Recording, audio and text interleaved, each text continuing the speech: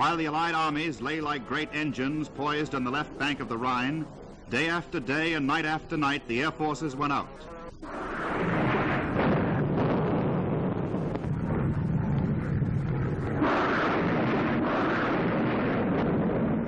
Rocket-firing Typhoons attacked German marshalling yards, command posts, rolling stock, and troop dispositions.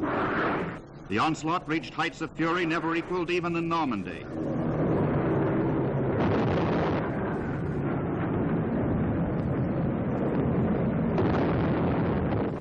The Hawk was taken out of the German transport. After them, the bombers, terrifying in their numbers, delivering blows greater than any Germany had ever felt before.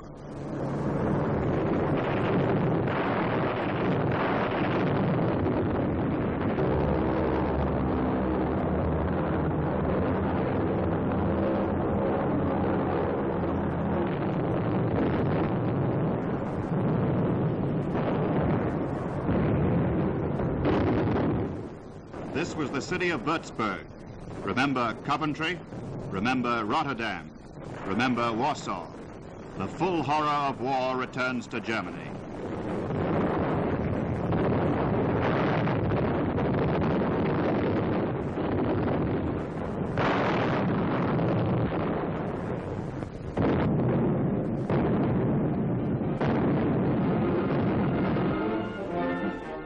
Everything is made ready for the armies to cross, and a tremendous airborne army will strike ahead of them.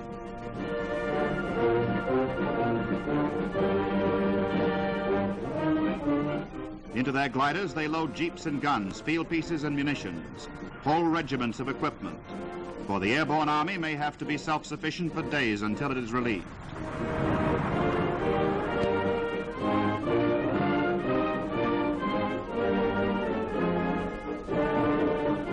Here are the men of that army, the men who will ride the gliders, men of a British airborne division. This is the tense last moment before the takeoff. For some of them, the last moment that they will ever stand on English soil. In this war, men have learned many things, and not the least of which is a kind of cold-blooded courage fit for exploits such as this. Some of these men have landed in North Africa, in Sicily, in France, at Nijmegen and Arnhem. Now they will land on the far side of the Rhine.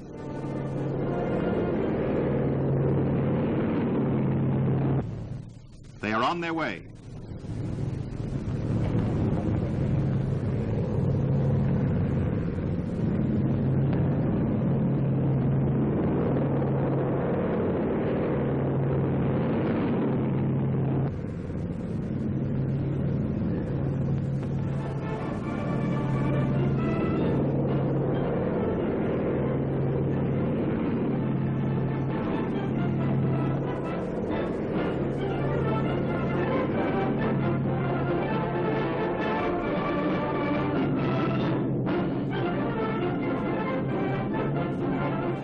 The last sight of England. The first sight of France.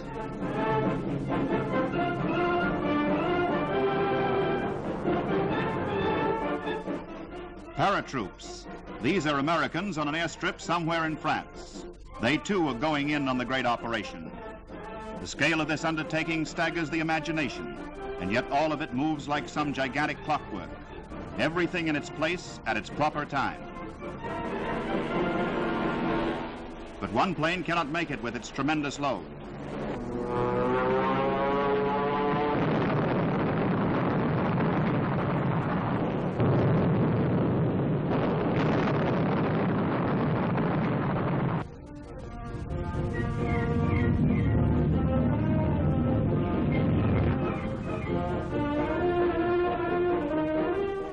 But the rest go on. The gap is filled. They fly through the smoke of the still burning wreck. Over and over again, the planes go out.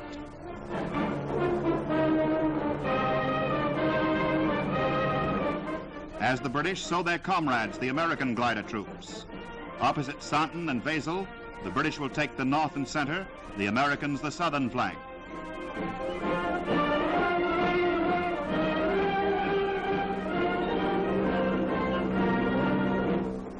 Here, for the first time in a combat operation, The experiment is being made of each plane towing not one, but two gliders.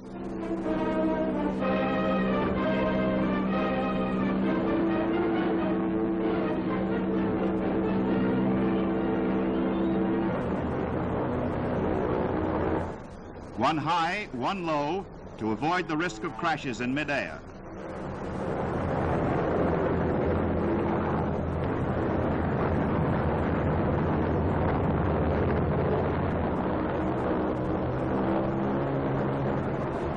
In the paratroop planes, the men are waiting for the jump.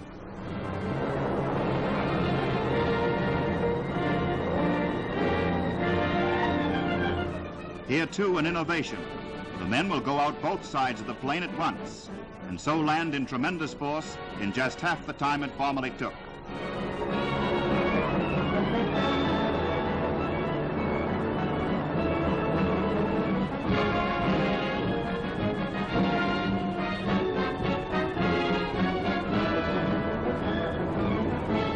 In the tow planes, the pilots pull at the release catches, and the gliders slide free. Down goes the artillery, down goes the transport, down goes the munition of this airborne army.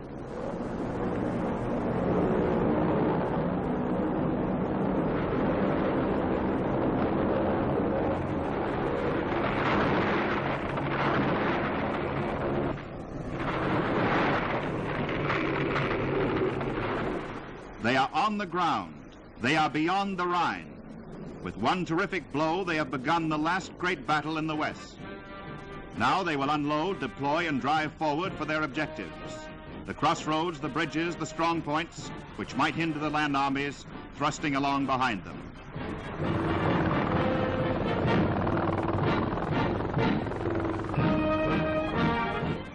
Meanwhile, on the west bank of the great river, amphibious tanks of the British Second Army are crossing in a never-ending stream.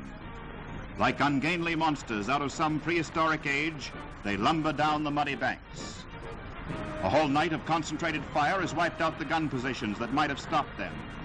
And while they are crossing to establish a bridgehead, other tanks, half-tracks, and heavy guns will be ferried over or cross on the pontoons that engineers are busily building.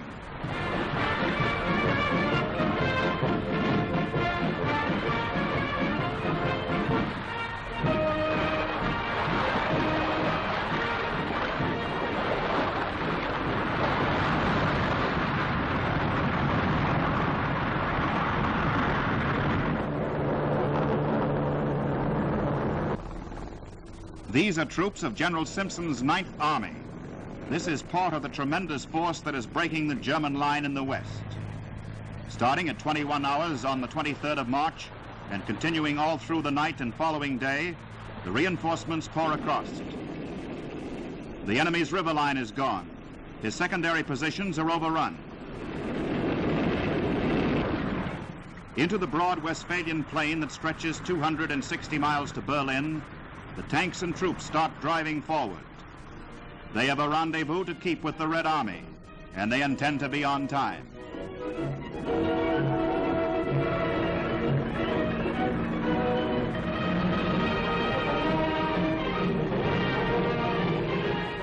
Already the first prisoners from the East Bank are waiting to be ferried across. Beaten, disorganized, and dejected, they had seen the beginning of the end.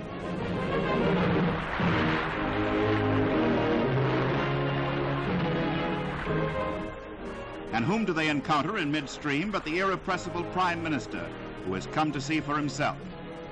With Field Marshal Montgomery and American generals of the 21st Army Group, Mr. Churchill crosses the Rhine and comes ashore. Pulling on his cigar in obvious satisfaction, he chats with a group of British Tommies. And though his aides try in vain to dissuade him, he insists on touring the ground from which German troops had been driven only a few hours before.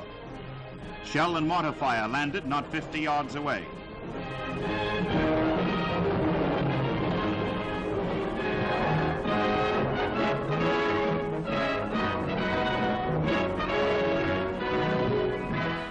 Later, he takes a look at German positions still under fire.